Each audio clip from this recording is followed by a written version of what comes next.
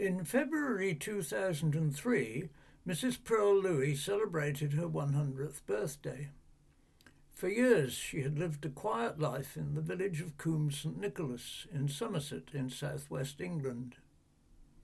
But about 80 years earlier, Pearl's life had been very different, and her friends and neighbours in Somerset would have been amazed at just how different, if only they had known. Pearl's story begins in Ireland in the 19th century. Her father, Timothy Aloysius Smiddy, was born in Kilbarry, County Cork, on the 30th of April 1875, and was the son of William and Honora Smiddy, seen here at the centre of their family with Timothy behind them. William was originally from Ballymacoda, East Cork. In 1900, Timothy, now 25, married Lillian O'Connell, who was also from Cork. By the time of the 1901 census, Timothy and Lillian were living in Castleview Terrace, Queenstown, Cork. They had one servant, Ellen White. Timothy was here described as a timber merchant, although that was actually Lillian's family's business. Timothy had been educated at St Finbarr's College, Cork, and then went on to attend Queen's College, Cork, where he graduated with a BA in 1905 and an MA in 1907.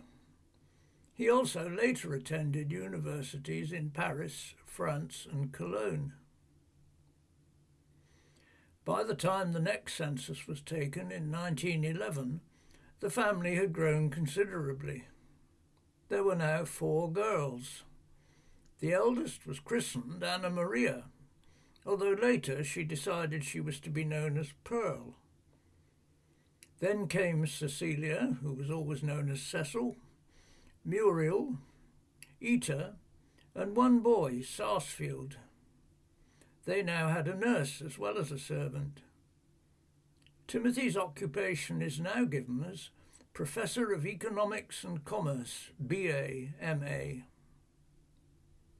The final member of the family, Ethna, another girl, was born in 1918. By the time he was in his 40s, Timothy Smiddy appeared settled in his career as an academic, as this entry in the Irish edition of Who's Who suggests. At University College Cork, he is the Dean of the Faculty of Commerce, Professor of Economics, and the Warden of Honan Hostel.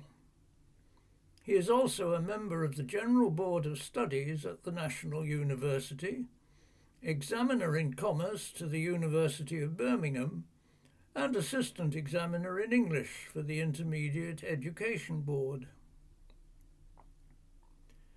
But of course, during the 1910s and the 1920s, the country was in turmoil, with one disturbance after another. In particular, the Irish War of Independence was a guerrilla war fought from 1919 to 1921 between the Irish Republican Army and the British security forces in Ireland. When negotiations to end the war were arranged, the Irish Minister of Finance, Michael Collins, asked Timothy Smiddy to be his economic advisor.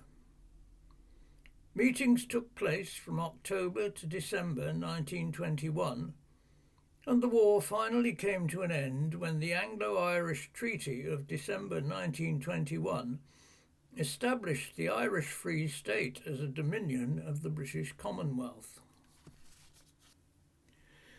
In the following year, 1922, Timothy Smiddy was asked to become the Irish Free State's representative in Washington. He arrived there in March 1922. Following representations by the Free States government to London and Washington, and in particular to help address the problem of anti-treaty propaganda, his role was officially recognised in 1924. And as the Irish Free State was at this time still a dominion of the British Commonwealth, the appointment had to be formally approved by the King. Foreign Office, October the 7th, 1924. The King has been graciously pleased to appoint Timothy Aloysius Smitty, Esquire, to be His Majesty's Minister Plenipotentiary at Washington, with the especial object of representing in the United States of America the interests of the Irish Free State. From then until 1929, Timothy Smitty served as the Irish Free State's Envoy Extraordinary and Minister Plenipotentiary to the United States of America. His appointment represented not only the establishment of Ireland's first formal diplomatic relations with another country since independence, but also the first attempt by any British dominion or colony to appoint what would these days be regarded as an ambassador to a third country. When Timothy Smitty was first appointed to Washington, he had a major task to fulfill, that of setting up a legation completely from scratch. This is the building on the corner of Connecticut Avenue and Florida Avenue, which was the office of the Irish Free State Legation and where he had an apartment. He had, of course, to present his credentials to the American government, which he did on the 7th of October, 1924. His companion in this picture is Mr. Joshua Butler Wright, who was Assistant Secretary at the U.S. State Department. At a White House reception on the 1st of January 1925, it looks as if he's just popped out for a cigarette break. Timothy's personal secretary was a Mrs. McFlatt. Known within the family as the Witch, it was rumoured that she had been appointed by the British government to report back on his activities. Initially, Timothy's wife Lillian and their family had stayed at home in Ireland, but on Sunday the 21st of March 1926 they boarded the SS Corinthia and were on their way across the Atlantic. Very soon after their arrival, the family was being photographed as a welcome addition to the Washington social scene. The eldest daughter, Pearl, was just 23 at the time.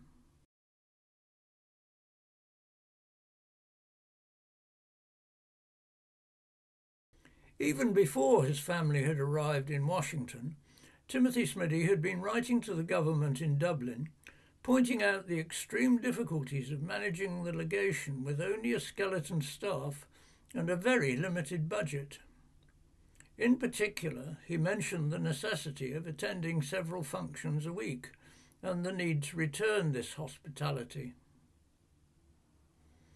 In September 1926, a new Spanish ambassador, Don Alejandro Padilla, seen here with his wife Carmen and daughter Rosa, arrived in Washington.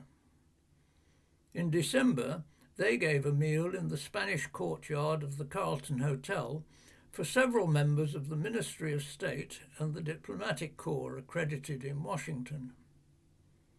The guest list was printed in the Spanish newspaper La Época of Madrid on the 29th of December 1926. Maybe Timothy Smitty had too many functions that week, but whatever the reason, it was his eldest daughter Pearl that represented the Irish legation. And also present was one Comandante Reyes, of whom we will hear more later. In April 1927, Pearl's brother Sarsfield also had his name in the newspapers on both sides of the Atlantic. In Detroit Federal Court, Mr. Sarsfield Smitty, son of Professor Smitty, Minister of the Irish Free State, was remanded under bond of £300 on a charge of smuggling whisky from Canada. Mr. Smitty, who works in a motor car factory, pleaded not guilty and declared he was ignorant of the fact that the motor car he was driving contained 43 quarts of whisky hidden in the hood. The charges were ultimately dropped as the court accepted his rather unlikely story. On the 14th of January 1928, just over a year after they had attended the Spanish ambassador's reception at the Carlton Hotel, Pearl's engagement to Comandante Alfonso Reyes was announced, or rather formally, in the Spanish press. According to a dispatch from Washington, there will soon be held in Dublin the wedding of Miss Pearl Smitty, daughter of the plenipotentiary minister of the Irish Free State, with the commander in the Spanish army, Don Alfonso de los Reyes. In the American press, things were of course more relaxed. To marry Spaniard, pretty Pearl Smitty, daughter of the Irish Free State minister to the United States, Dr. Timothy A. Smitty, and a popular member of the younger set in the national capital, is to marry Major Alfonso Reyes of the Spanish Army.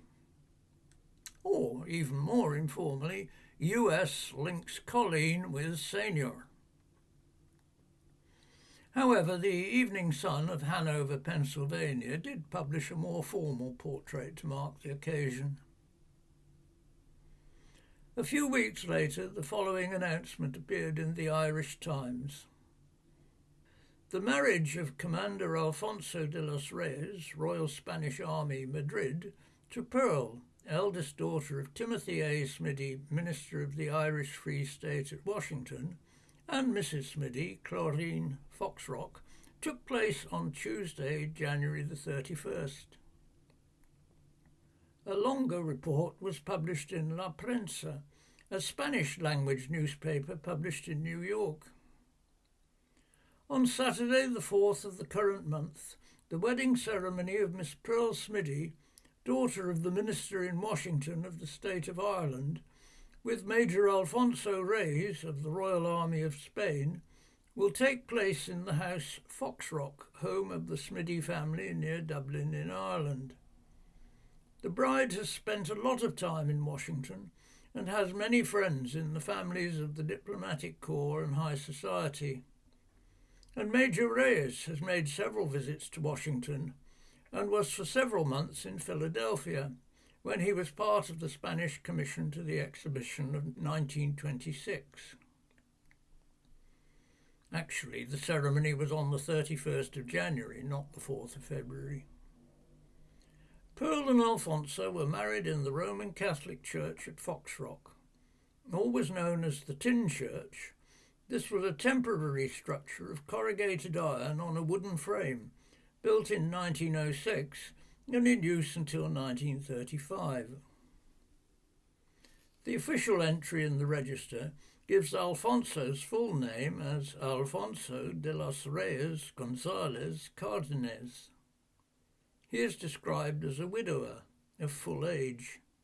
He would have been about 32, while Pearl was 25. On the 7th of March 1928, Pearl and Alfonso sailed via Cherbourg on the SS Olympic, bound for New York on their way back to Washington. Interestingly, the passenger list records that each of them can speak both English and Spanish. A few months later, Pearl's photograph was featured in the Pittsburgh press for the 25th of July.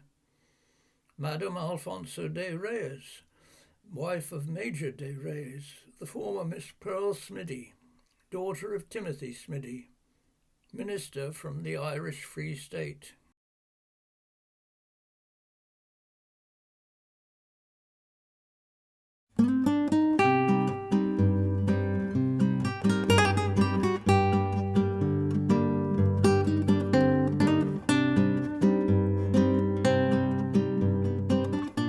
Pearl's husband, Alfonso, was born on the 7th of April 1896, near Gerona in northern Spain, although in later years he sometimes claimed to have been born in Madrid.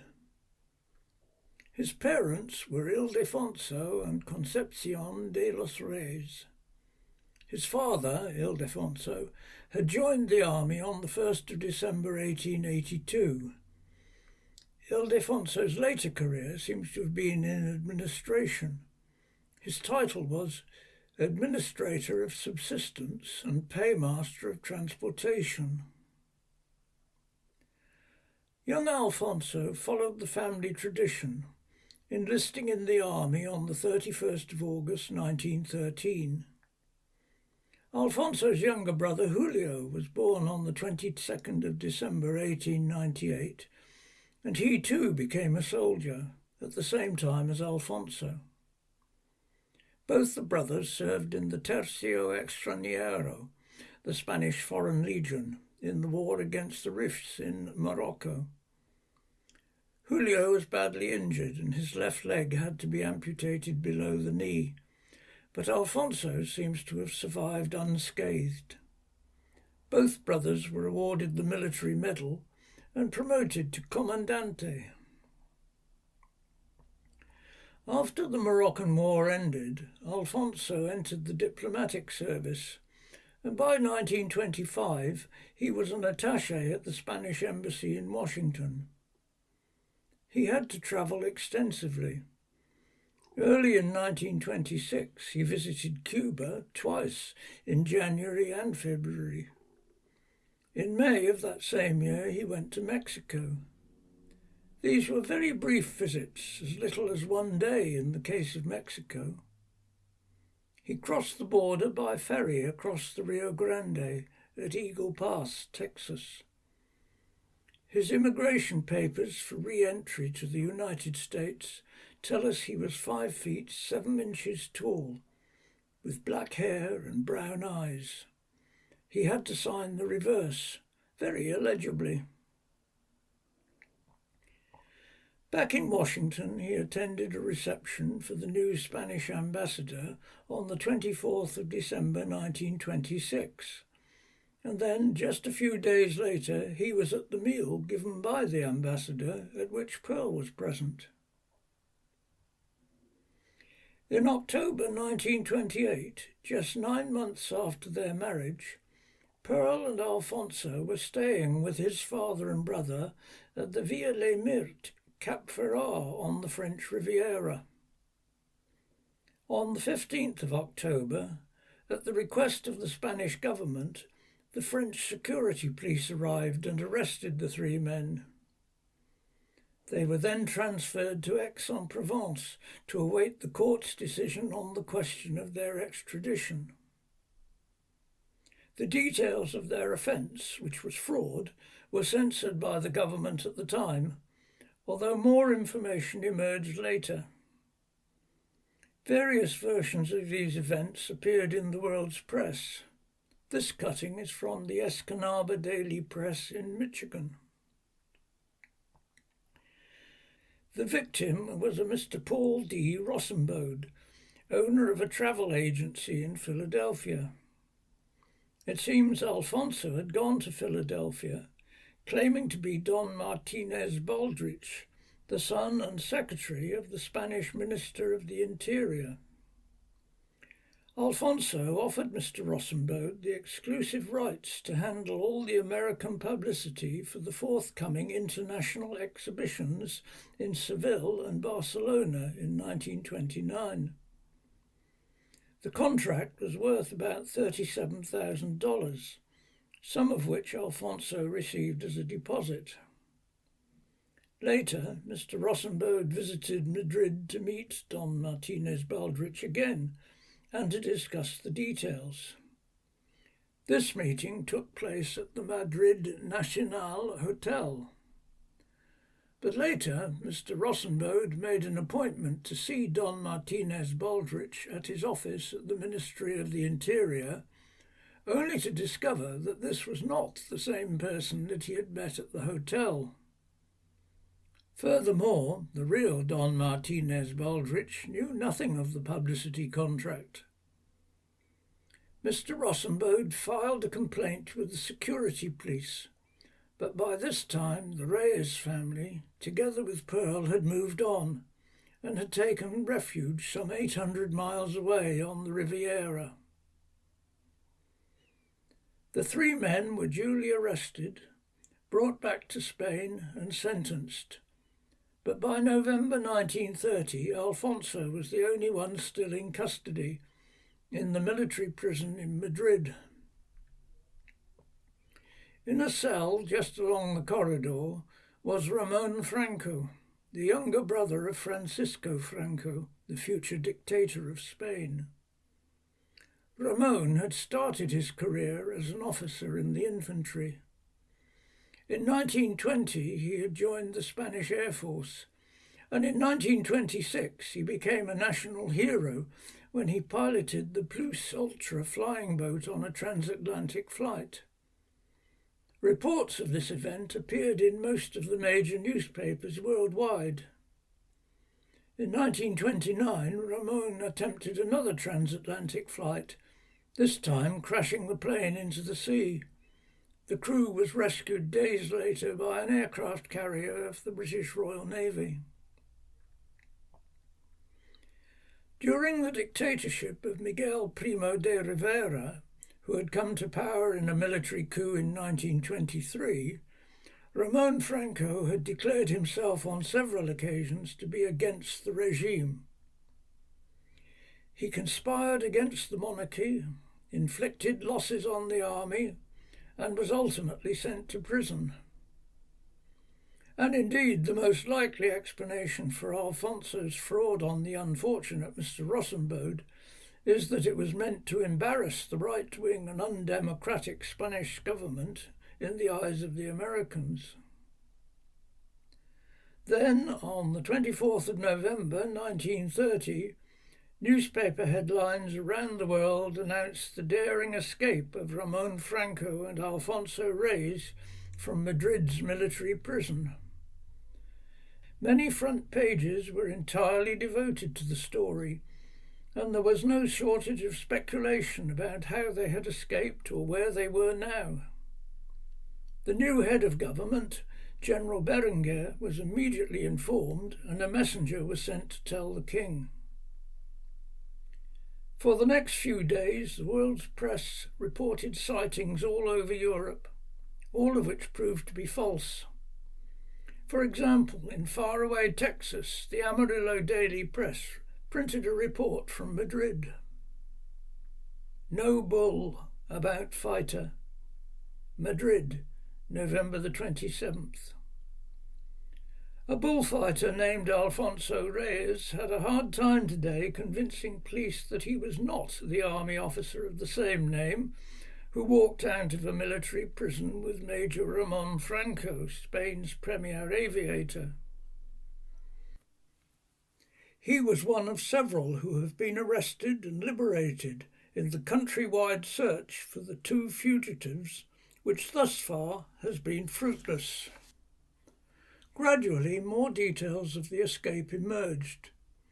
The regime within the prison had been very relaxed. Ramon had had regular visits from his mechanic, Pablo Rada. Alfonso, too, was getting almost daily visits from his father, and sometimes his brother. In preparation for the escape, Ramon, whose face was well known to the public, grew a beard, embarked on an exercise regime to lose weight, and developed a remarkable need to go and pray in the prison chapel, where it later turned out he had been filing through the bars on the window. There was a bakery just across the road which mixed its dough every night. The noise from the mixer meant that Ramon's nocturnal filing went unheard. During the night of the 24th of November, which was foggy, Pablo Rada parked a car with its headlights on, just below the chapel window. Alfonso's brother Julio was with him. This newspaper photo obligingly marks the spot. Rada raised the bonnet of the car, and when the sentry wandered over to see what was happening, said the car had broken down and asked if he could borrow a pair of pliers. The sentry suggested he tried the bakery across the road. Meanwhile, unseen by the sentry, who was dazzled by the headlights, Ramon and Alfonso climbed out of the window and down a rope. The window was quite high, and the rope slipped, so they had rather a hard landing, but were unhurt. But then...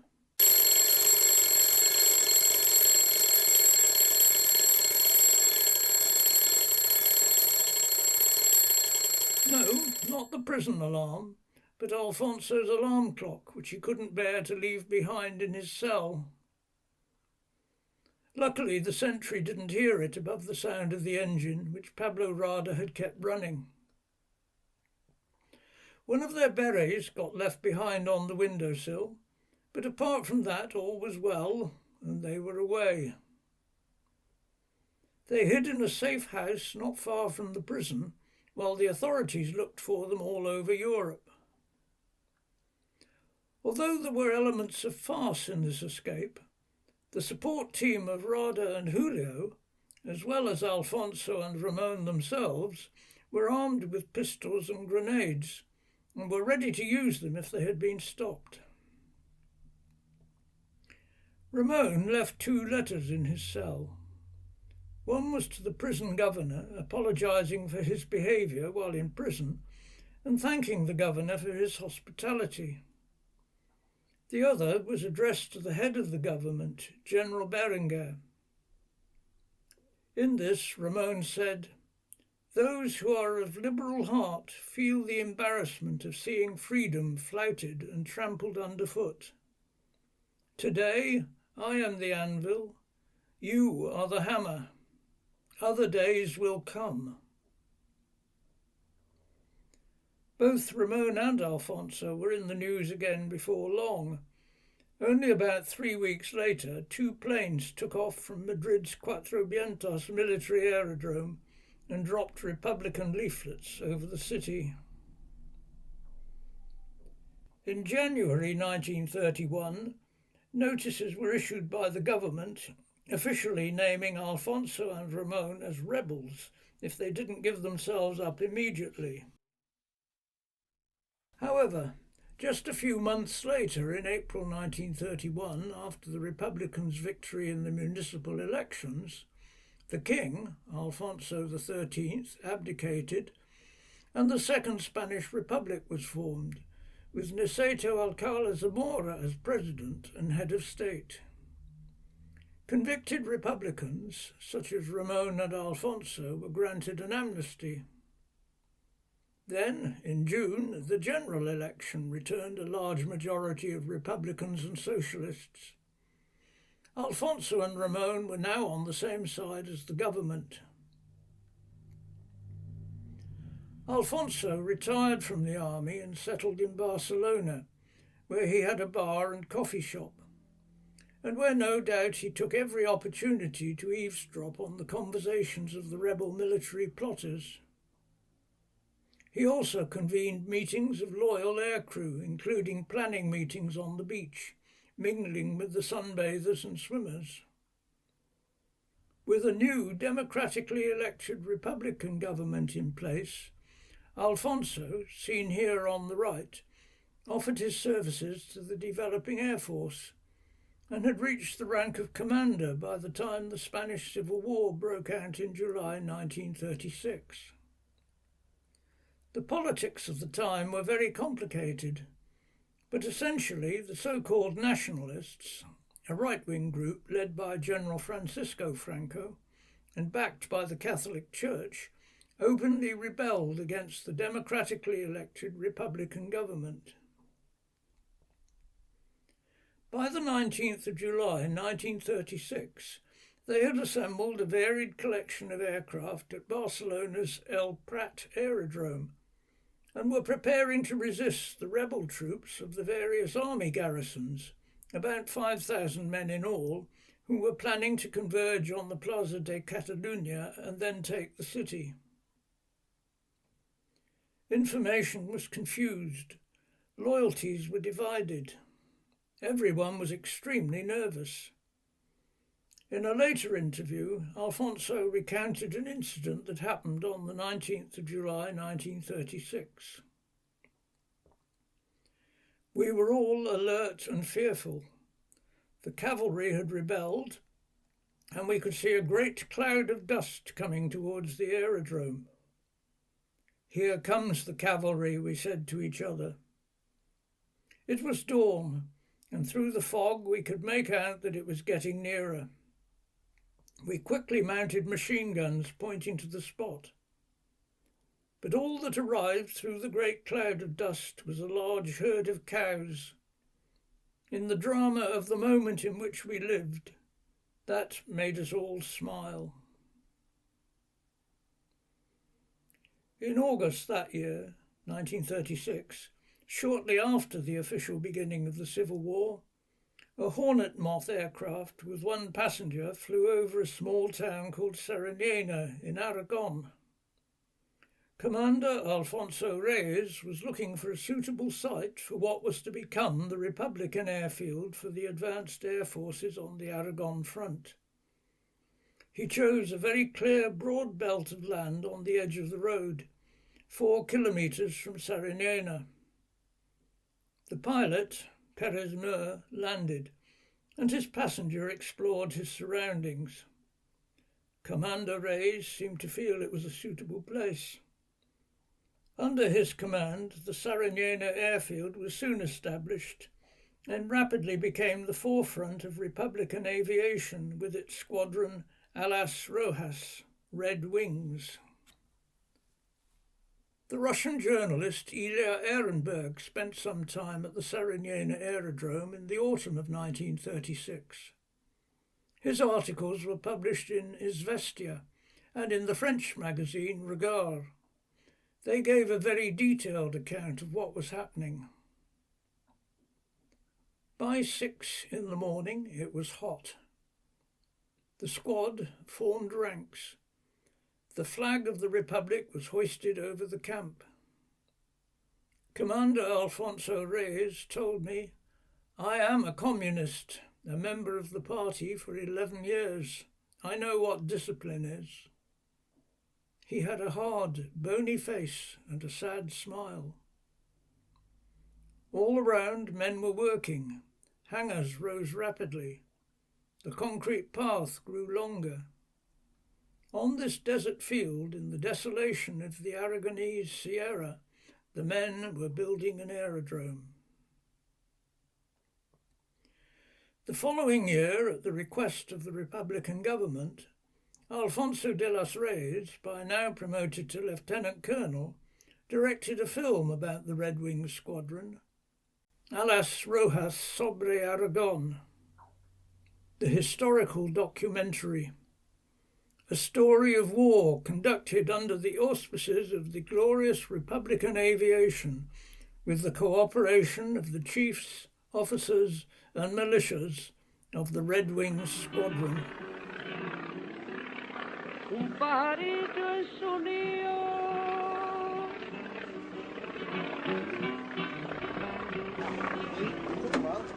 un pajarito en su nido, vuela y vuela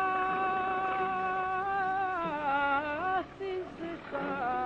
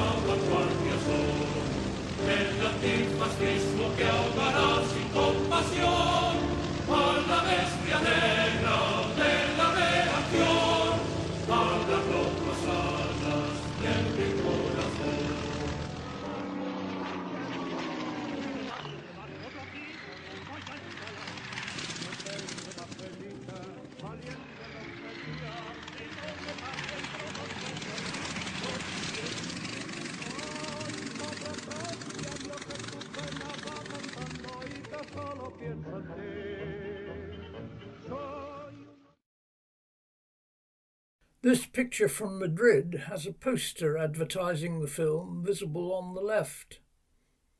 The other poster is for Siempre Viva, better known in the English-speaking world as Evergreen, a British musical starring Jessie Matthews. One song became very popular. Daddy wouldn't buy me a bow-wow, bow-wow. Daddy wouldn't buy me a bow-wow, bow-wow. I've got a little cat, I am very fond of that, but I'd rather have a bow-wow-wow. Maybe after 42 minutes of warfare with Alas Rojas, a little escapism was needed. And Alfonso himself had an interest in popular entertainment, or at least in one of its stars who had settled in Barcelona. For several years he courted Elvira Lopez, who, as Elvira de Amaya, was famous throughout the Spanish-speaking world as an actress and singer, with a string of hits to her name. Elvira and her family lived with Alfonso near the Sariñena aerodrome from late 1936 onwards. Alfonso was now completely in charge of the Republican government's air force, as well as all military operations on the Aragon front. The strain is all too visible on his face. And in addition to his military duties, he was also writing articles about the Air Force for the Barcelona-based magazine Mi Revista, My Magazine. Here he is in the summer of 1938 with the magazine's editor, Rubio Fernandez. By April 1939, it was obvious that the Republicans were finally defeated, and the military dictator General Francisco Franco assumed power. Many Republican supporters fled the country. Many thousands more were rounded up and shot, or just disappeared. Alfonso and Elvira, together with her mother and sisters, were among about 500,000 refugees that crossed the Pyrenees into France. A very long and arduous journey over the mountains, made even more so by bombing raids from Franco's air force. But the Spanish refugees were not yet out of danger, as France had already recognized the Franco regime.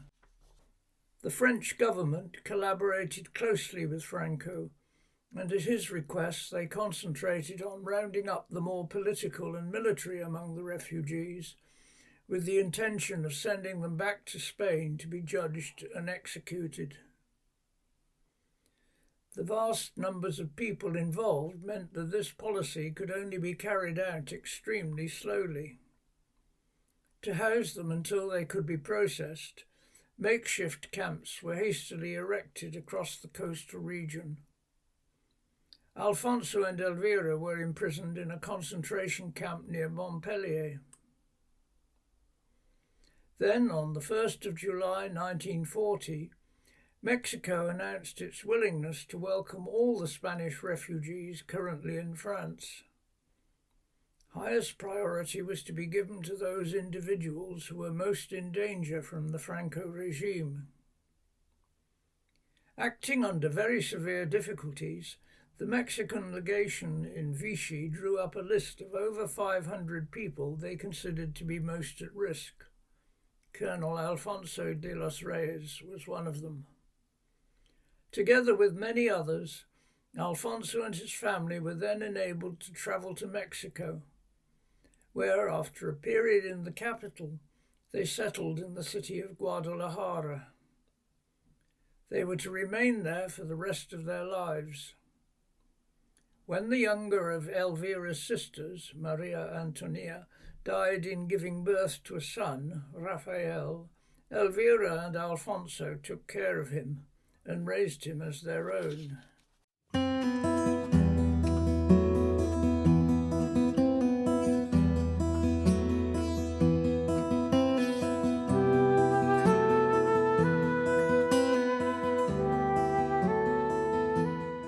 After Pearl's wedding in 1928, her mother, Lillian, had become increasingly concerned about her son-in-law, Alfonso. Why were they living in France? Why was there never any reference to his family in Spain? Pearl, in her letters home, was vague about such matters. When Lillian learnt of the arrests of Alfonso and his family in October 1928, she travelled to Cap Ferrat to escort her daughter home. One can only imagine their conversation. Subsequently, Lillian, through a solicitor friend, arranged for a detective to investigate Alfonso's background. It turned out that at the time of his marriage to Pearl, Alfonso already had a Spanish wife. By January 1929, Timothy Smiddy had left Washington and was about to take up his new appointment as the Irish High Commissioner in London. Before that, in Ireland, he posed for the press in the garden of his house in Foxrock with his youngest daughter, Ethna. But soon he and his family were in London, and he was almost immediately caught up in a seemingly endless round of talks, presentations, garden parties and conferences. This is the menu from the dinner he attended on the 20th of January 1930 to launch the 1930 Naval Conference, which culminated in the signing of the Treaty for the Limitation and Reduction of Naval Armament. The following day, Timothy Smiddy was photographed in the garden of No. 10 Downing Street with Prime Minister Ramsay MacDonald and the other delegates to the conference. The Smiddy family at this time were living at 28 Hands Road, London SW3, almost next door to Harrods. For a time, Pearl was there too, but she later moved to Cranley Gardens, SW7.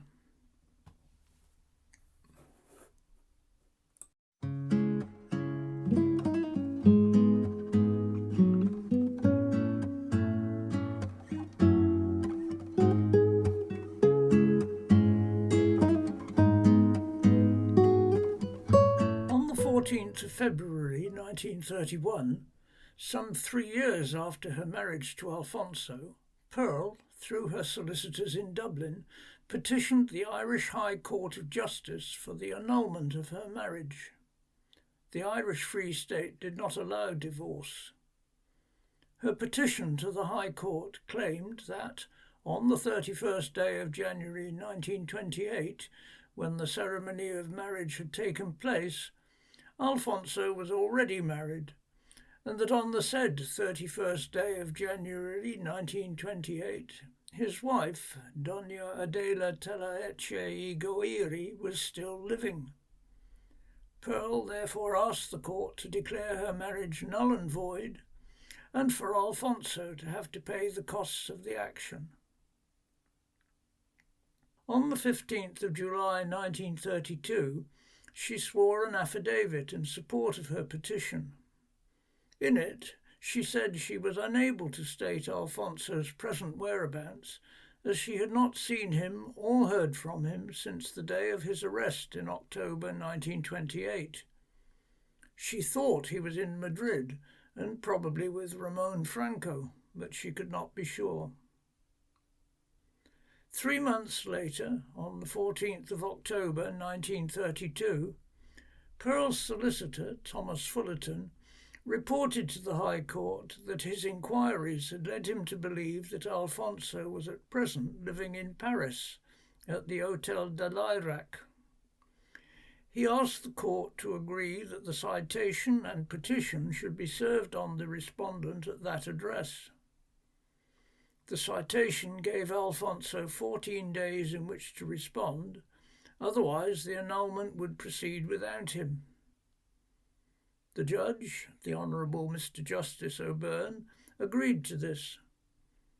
Thomas Fullerton then sent the documents to his Paris agent, Armand Gregoire. However, a few months later, Thomas Fullerton had to inform the court that Armand Gregoire had not succeeded in finding Alfonso. He had even employed a private detective, although Mr. Fullerton had been very insistent that the cost of this should not exceed £5. The detective did discover that 3 years ago, in 1929, Alfonso's married sister, Senora Lencana Reyes Carreto Nuens, had been living in Paris at 32 Rue Rayonnard in the 16th arrondissement. The concierge at that address was able to confirm that Alfonso too had then been in Paris, but she had no knowledge as to where he was now. In the end, the Irish court had to settle for sending a copy of the petition to the Paris address and placing adverts in the major newspapers in both Spain and France. Again, they gave 14 days for Alfonso to respond. And then, finally, in October 1932, the annulment was granted. At almost exactly the same time, Alfonso's Spanish wife, Adela, had started divorce proceedings in Madrid on the grounds of Alfonso's bigamy, abandonment, and immoral conduct. Until 1931, divorce was not allowed in Spain, and it was to be outlawed again in only a few years' time under Franco. The Madrid court granted the divorce, with custody of a son to Adela. Alfonso did not attend. Alfonso therefore had the quite remarkable distinction of having one marriage annulled in Dublin and another one dissolved in Madrid almost simultaneously, without taking any notice of either.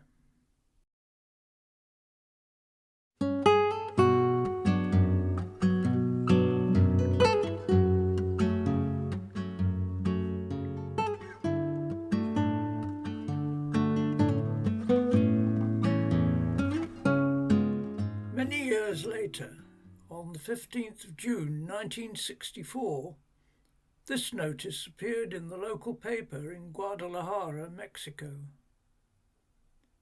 Señor Alfonso de los Reyes González de Cárdenas, born at Figueras, province of Gerona, Spain, passed away yesterday at 1300 hours in the bosom of the Holy Catholic, Apostolic and Roman Church, comforted by every spiritual aid.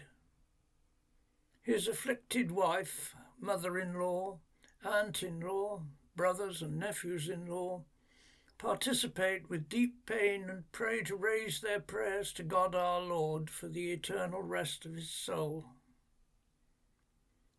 On the same page, the Spanish Republicans in exile in Mexico remembered their old colonel of aviation, 25 years after the end of the Civil War. The Spanish Republicans feel with deep sorrow the sad death of Colonel of Aviation Don Alfonso de los Reyes, and they share the pain felt by Senora Elvira Lopez de los Reyes and other relatives. Alfonso was a victim of cancer. Elvira died 9 years later in October 1973 as a result of a stroke. Both lie in the family crypt in Colonias Park in the city of Guadalajara. Pearl had settled in London at first with her family in Hands Road, London SW3, but by 1933 she was living in Cranley Gardens, SW7. By now she had trained as a physiotherapist and worked mainly at St George's Hospital, which was then at Hyde Park Corner. Then, in 1935, at Kensington Register Office, she married Francis Louis, a surgeon. They had 2 children, a daughter, Roisin, and a son, Charles. During the war, Francis had joined the emergency medical service and for a while was based in Cornwall. He was then appointed as accident surgeon to St Margaret's Hospital, Swindon, which was a receiving centre for war casualties. They lived at Shrivenham, about 7 miles northeast of Swindon. Later, Francis became consultant accident and orthopaedic surgeon to the Princess Margaret Hospital, Swindon, and continued there until he retired in 1965. A few months later, he died suddenly. Pearl later moved to Coombe St Nicholas near Chard in Somerset. As we have seen, in February 2003 she celebrated her 100th birthday, but sadly she died just a few weeks later. She was commemorated by a headstone at Dean's Grange Cemetery, Blackrock, Dublin. To the end of her life, Pearl, as she would tell her interested nieces and nephews, always retained fond memories of her Spanish romance all those years before.